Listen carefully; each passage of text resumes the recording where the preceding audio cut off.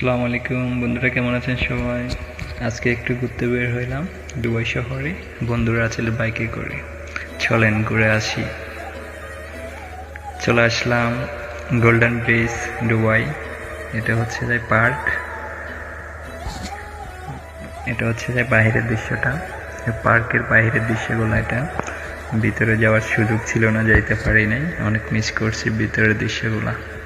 হ্যাঁ, এই তো এখানে অনেক খেলার আয়োজন, অনেক গেমস, অনেক কিছু আছে ভিতরে।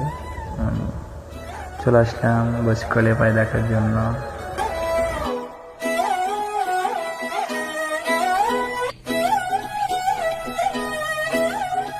অনেক মানুষ এখানে, অনেক মানুষের ভিড় ছিল। একটু বাইরে থেকে দৃশ্যটা, অনেক মানুষ দেখা যাচ্ছে এখানে।